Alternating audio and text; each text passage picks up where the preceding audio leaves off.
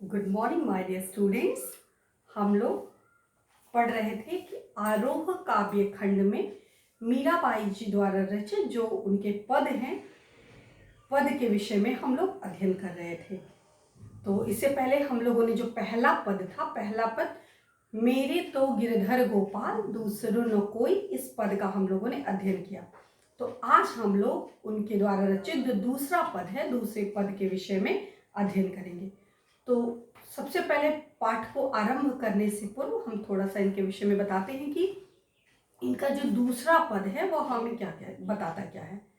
तो दूसरे पद में मीराबाई ने बताया कि मैं अपने आप को पूर्ण रूप से ईश्वर के चरणों में, अपने आप को, ईश्वर मतलब भगवान श्री कृष्ण, मैं पूर्ण रूप से अपने तन मन धन से भगवान श्री कृष्ण को अपने पति परमेश्वर के रूप में स्वीकार कर लिया है और इसके मार्ग में जितने भी बंधन हैं उन समस्त बंधनों को मैं अस्वीकार करती हूँ।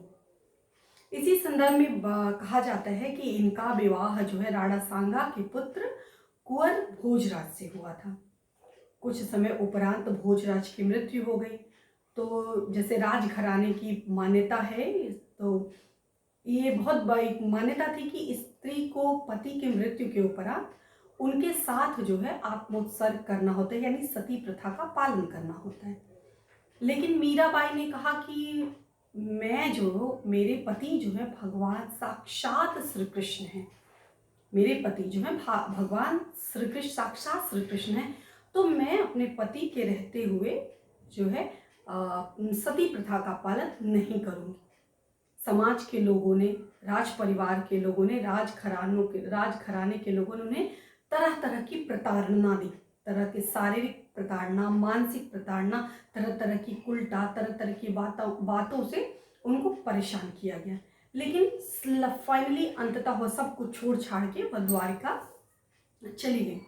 तो इनके नाम से, मीराबाई के नाम से चित्तौड़ में एक बहुत ही प्रसिद्ध मंदिर भी जो है, वो मंदिर भी बहुत ही प्रसिद्ध है।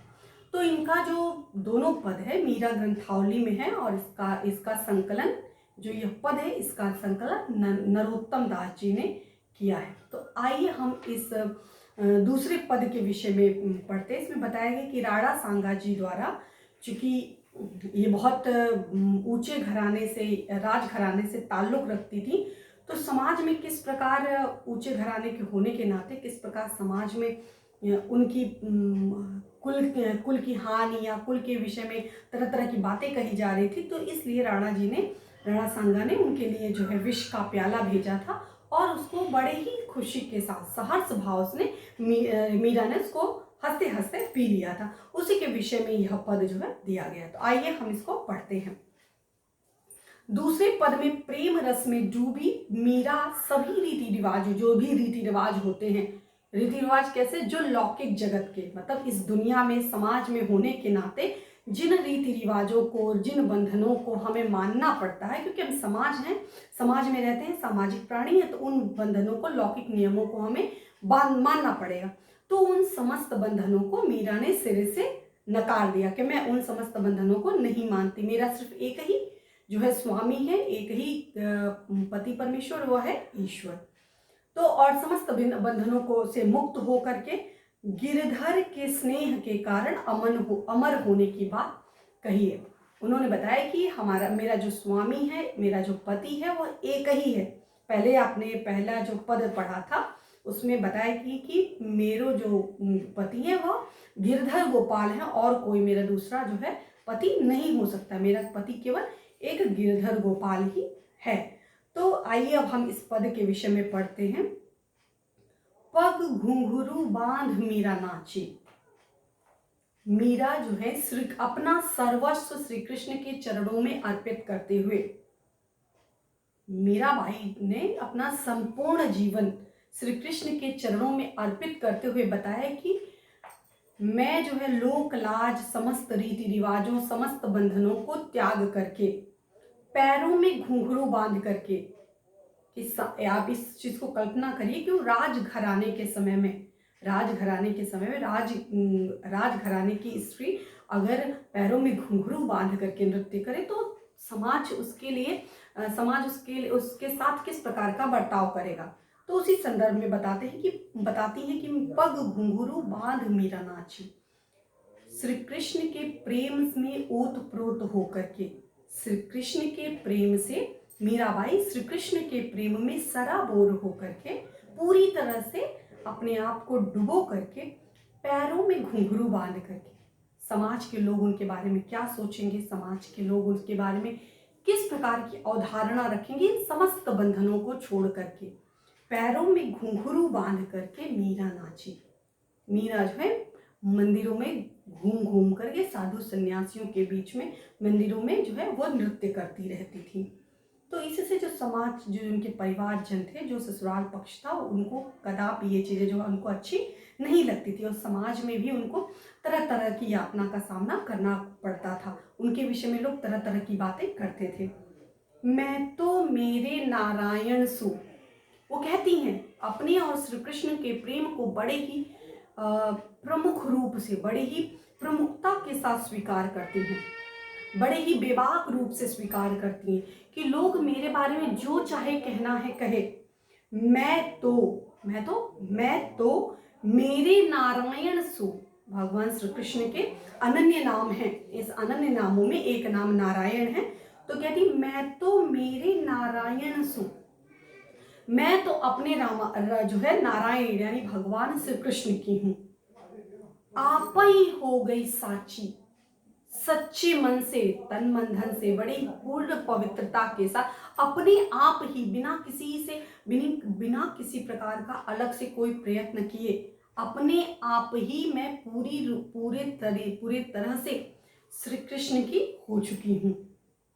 तन मन धन से पूरे रूप से मैं श्री कृष्ण की हो चुकी हूँ और इसी कारण, श्री कृष्ण के हो जाने के कारण, श्री कृष्ण के प्रेम में लीन हो जाने के कारण, श्री कृष्ण जो है मेरे पूरे रोम रोम में बसने के कारण क्या है कि मैं पैरों में घुंघरू बांध करके उनकी लीला का गुणगान करती हूँ और उन मंदिरों में जाके नृत्य करती हूँ।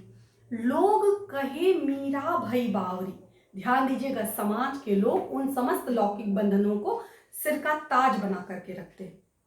समाज में जो भी लोक वंचना है, लोग जो भी रीति रिवाज हैं, उनको कितना महत्व दिया जाता है, इसके विषय में बताया गया कि मीराबाई कहती हैं लोग कहे मीरा भई बावरी, लोग कहते हैं कि मीरा जो क्या बावरी हो गई, बावरी मतलब पागल, कहते हैं कि लोग मीरा तो पागल हो गई है। और देखो, एक राजघराने से ताल्लुक रखने वाली स्त्री इतनी ओछी हरकत कर रही है, इतनी छोटी नगर निम्न कोटि की हरकत जो है वह कर रही है। क्या कहती है? लोग कहें, समाज के लोग कहते हैं जिनको ईश्वर के तत्व का, उस परम सत्ता का जिसको ज्ञान नहीं है, और वो क्या कहते हैं? लोग कहें मीरा भई भावरी। इस पंक्ति के माध्यम से समाज की अज्ञानता की ओर मीरा ने इशारा किया है। मीराबाई ने, जो भक्ति काल की कवित्री हैं, सगुण काव्य धारा की कवित्री हैं, ये इशारा करते कि समाज के लोग कितने अज्ञानी हैं और वह ज्ञान का, लोगों को क्या कहते हैं, लोगों का ज्ञान का पाठ पढ़ाते हैं। लोग कहे मीरा भई बावरी, कहती है लोग, समाज के लोग क्या कहते थे? अरे देखो, मीरा तो पागल हो गई है। न्यात कहे कुलनासी, और परिवार के जो सगे संबंधी हैं, जो नात रिश्तेदार हैं, परिवार वाले हैं, वो क्या कहते हैं? कहे कुलनासी, वो कहते हैं कुल का नाश करने वाली है। ये मेरे कुल में जन्म लिया और मेरे परिवार में होने के नाते ये हमारे परिवार का नाश करने वाली है, कुलनाशिनी है। इस प्रकार के सम्मान सूचक शब्दों का और उनको संबोधन किया जाता रहा। तो कहते कि लोग मेरे बारे में तरह तरह की बातें करते हैं कि अरे ये तो पागल हो गई है, ये तो मेरे कुल में जन्म लेकर के संपूर्ण कुल का नाश करने आई है, लेकिन मुझे किसी की बातों का कोई परवाह नहीं। लोग मेरे बारे में क्या सोचते हैं मुझे कोई फर्क नहीं पड़ता, क्योंकि मैं सहज रूप से बिना किसी अलग तरह के प्रयत्न से, बिना किसी सोच, बिना कुछ अलग कार्य किए हुए, अपने आप सहज रूप से, स्वाभाविक रूप से, बड़े ही सरलतम रूप से, बड़े ही साधारण रूप से मैं ईश्वर को पा चुकी हूँ और ईश्वर के अलौकिक सत्य को जान चुकी हूँ और श्री कृष्ण को मैंने तन मन से पति के रूप में स्वीकार कर लिया। इसलिए अब मुझे किसी और प्रकार के जो लौकिक पति की आकांक्षा नहीं है। विष का प्याला राणा भेजा, चूंकि सम्मान की बात थी, राजघराने की बात थी, लोक लाज की बात थी, तो अब इनके लिए कुल नाचनी का शब्द ऑलरेडी प्रयोग किया जा चुका था।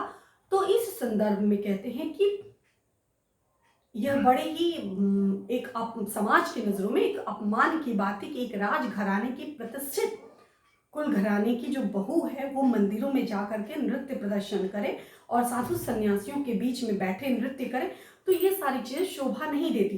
तो कुल का नाश ना हो इसकी रक्षा करने हेतु राणा ने क्या किया, विष का प्याला राणा भेजा। कहती है मीराबाई कि मुझे मारने के लिए, देखो ना समाज की अज्ञानता को देखो, मुझे मारने के लिए राणा ने क्या भेजा, विष का प्याला, जहर का प्याला भेजा है।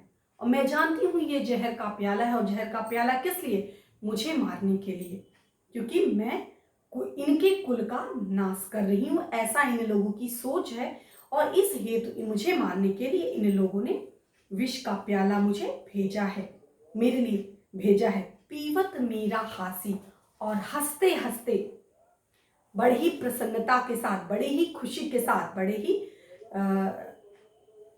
प्रसन्नता से लेकर के गदगद भाव से उस जहर के प्याले को भी स्वीकार करते हुए कहती, विष का प्याला राणा भेजा पीवत मीरा हासी, और हंसते हंसते मीरा ने उसका रसपान कर लिया। और क्या हुआ, श्री कृष्ण के प्रेम के कारण, श्री कृष्ण के अनुग्रह के कारण वो जो विष का प्याला था वो उनके लिए अमृत स्वरूप बन गया। तो विष का प्याला राणा भेजा पीवत मीरा, पीवत माने पीती है, मीरा माने मीराबाई, हासी माने हंसते हंसते, उस जहर के प्याले को मीराबाई हंसते हंसते स्वीकार करती हैं। मीरा के प्रभु गिरधर नागर, मीराबाई कहती है कि मेरे प्रभु क्या है, चतुर, नागर माने चतुर, मेरे प्रभु जो है वह गिर को धारण करने वाले, मेरे प्रभु गोवर्धन पर्वत को धारण करने वाले चतुर श्री कृष्ण हैं। नागर माने चतुर, मेरे जो परमपिता परमेश्वर हैं, जो मेरे पति परमेश्वर हैं, वो कौन है, गोवर्धन पर्वत को धारण करने वाले श्री कृष्ण। और सहज मिले अविनाशी, अविनाशी मतलब जिसका विनाश ना किया जा सके, यानी सनातन परम ब्रह्म परमेश्वर सहज मिले, सहज मिलना मतलब बड़े ही सरलता के साथ मुझे प्राप्त हो गए, बड़े ही सहजता के साथ मुझे प्राप्त हो गए। और इनको पाने के लिए मैंने किसी प्रकार का अथक परिश्रम, अलग प्रकार का कोई संघर्ष या कोई बहुत महान काम नहीं किया, बड़े ही सज्जनता शालीनता के साथ, बड़े ही प्रेम पूर्ण होकर के मैंने उनके चरणों में अपने आप को समर्पित कर दिया। और ये अविनाशी यानी भगवान श्री कृष्ण का अनुग्रह मुझे प्राप्त हो गया है। और इस जो दैव्य लोक, जो श्री कृष्ण का दैव्य रूप है, उस एक बार दैव्य रूप को प्राप्त कर लेने के उपरांत जो लौकिक पति है, इस लौकिक पति की आकांक्षा मुझे नहीं है। तो मीराबाई बताती हैं कि श्री कृष्ण मुझे पति के रूप में प्राप्त हो चुके हैं, और एक बार जिसके पति अविनाशी यानी भगवान श्री कृष्ण स्वतः जिसके पति हो जाएं, तो उसके समाज में इस जो लौकिक पति की जिसको संज्ञा दी जाती है, तो इस पति की ना तो कोई आकांक्षा होती है, ना तो कोई चाहत होती है।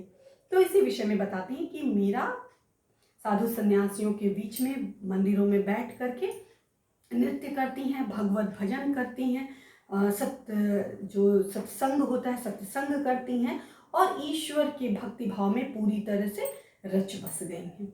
तो आप भाव सौंदर्य अर्थ में आप लिख लेंगे, भाव सौंदर्य में इस पर आधारित जो भी प्रश्न होगा कि राणा जी ने मीरा को मारने के लिए विष का प्याला क्यों भेजा, और मीरा ने जब इसका प्याला का विष का पान कर लिया तो उनके ऊपर कोई असर क्यों नहीं पड़ा। तो इस तरह के छोटे छोटे प्रश्न जो है आपसे पूछे जाएंगे, तो उन प्रश्नों के उत्तर आप अपने शब्दों में लिखने का प्रयास करिएगा।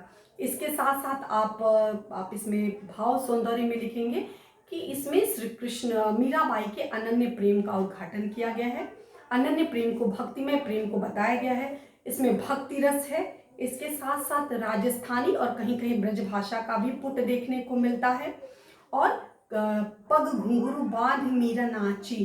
तो इस प्रकार जो है यहाँ पे जो म वर्ण की आवृत्ति होने का, मैं तो मेरे, इस प्रकार एक ही वर्ण की आवृत्ति होने के कारण यहाँ पर जो है अनुप्रास अलंकार का प्रयोग किया गया है। आप यहाँ पे देखिए गिरधर नागर, तो सहज मिले अविनाशी, तो न ध और स वर्ण की आवृत्ति होने के कारण यहाँ पर अनुप्रास अलंकार का प्रयोग किया गया है।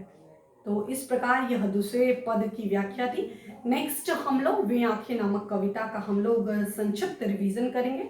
सो आई होप आपको समझ में आया होगा। नेक्स्ट क्लास में हम लोग जो है सुमित्रा नंदन पंत जी द्वारा रचित वे आंखें नामक कविता का अध्ययन करेंगे। धन्यवाद।